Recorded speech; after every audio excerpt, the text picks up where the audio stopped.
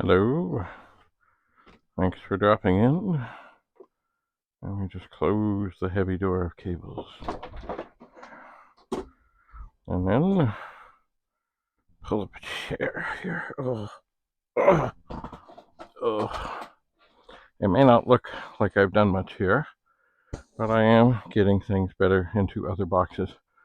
One thing I found, I like the disc cases with the flip top and everything.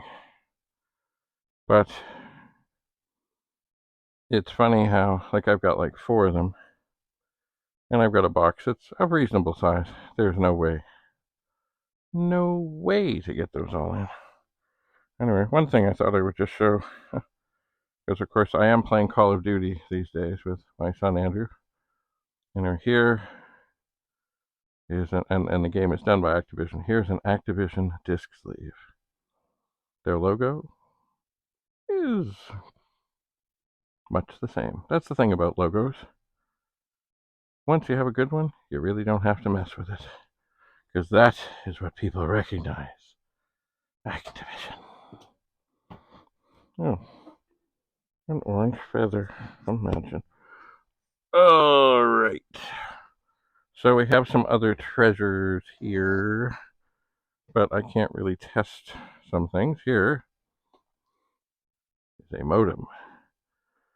It's a 1670, which is 300, 1200 baud. Plug it in the back. Goes into the user port. And it certainly made running a bulletin board easy for most anybody, because the original first modems that came out for machines, you didn't plug into the phone line. You plugged the phone in, and then you had to create some circuit to enter the phone. These would do it all. They would indeed. And I'm sure, well, let's see, the number on this one is 1112097. So does that mean this is like one of the, did they make more than a million of these? Yeah, probably. Anyway, as I cannot test this at this moment, I'm going to put this in the box of things to be tested. But it's probably okay, but I don't know. As I'm getting to that same box, I might as well look at this thing. This, I don't know who made it, but it's kind of the standard printer interface. A Centronics parallel printer interface with graphics for the VIC-20 and C64 computers. That's all it says. No brand, no anything. The typical, let's snag some power off the cassette port. The typical, let's plug in the serial port. Some box in the middle, which is really, I suppose, the interface, which translates. Basically, it's kind of like the universal translator, and then a plug to go to the printer. This, too, I cannot test at this moment, so I will put it in the box of things that are probably okay, but need to be tested. Oh no, things are falling. Oh, cables, cords, things.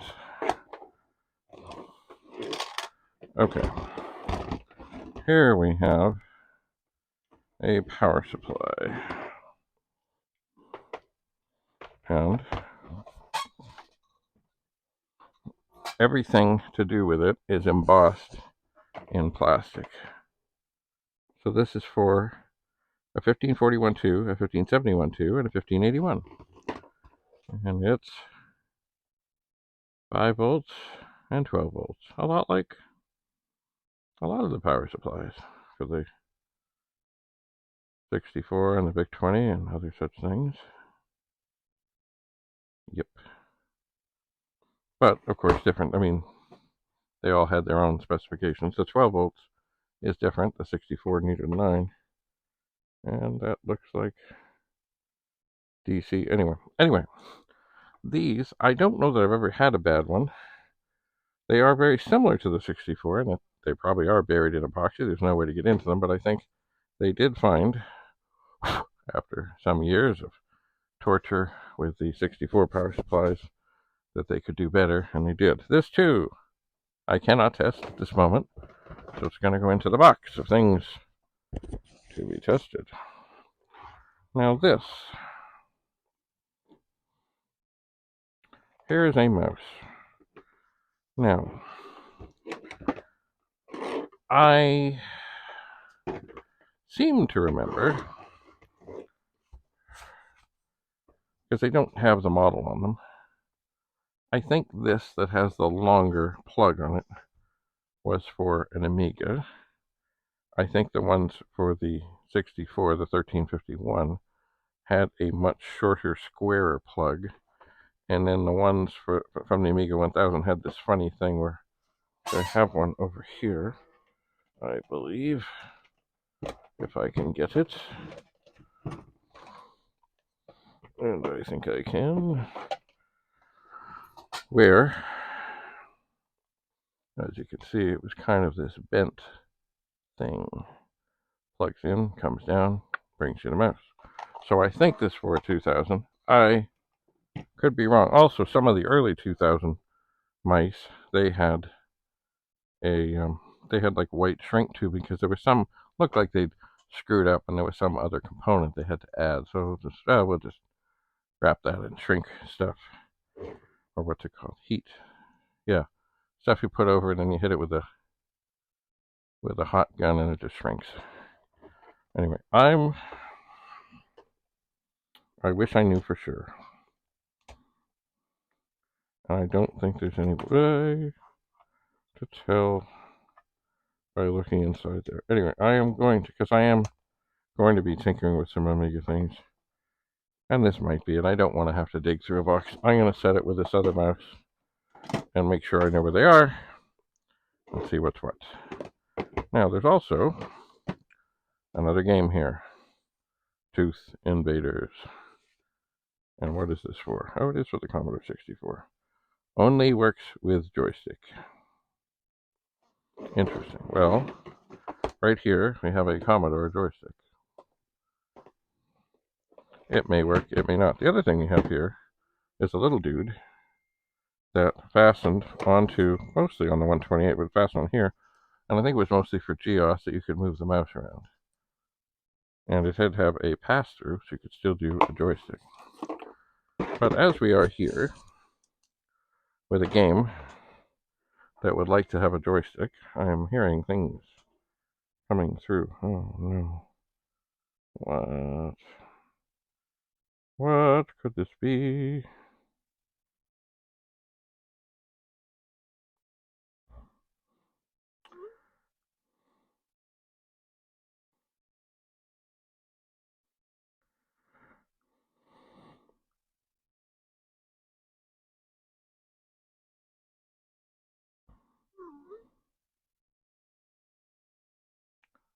Oh.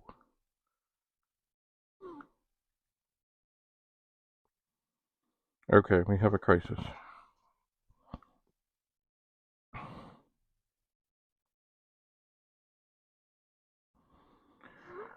Okay, my neighbor, their car is dead. And they don't have cables.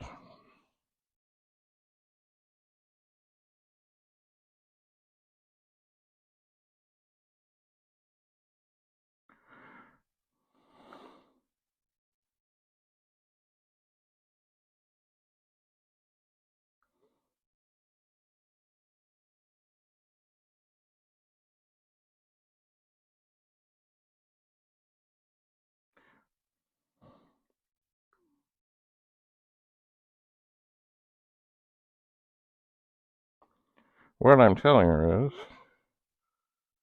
alright, I gotta go. So, you know what, we'll look at this later. Tooth Invaders and this little joystick and this little joystick. These, I find, typically, they're pretty awful. And really, I could tidy it up and it'd be good for display, but they're not good.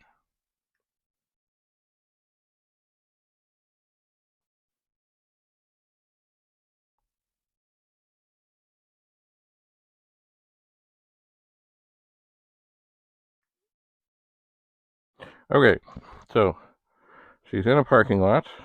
She's trapped There's no empty spots. It's not looking good. But I will go. Anyway, these joysticks, I don't like them. They're crap. And as I say, they're a good thing to put on display, like in the museum. Look, here's the Commodore joystick. But they're crap. This one looks certainly well worth it. Well worth it. Well worn. All right. Sorry. That was easy. We are indeed in the Twilight Zone. We are. But look what I can do with my X10 module. I don't have to plug anything in or turn anything or switch anything. I can just push this button and it's going to get dark. Dark and mysterious. Okay. Oh. Thanks so much for coming. Bye for now.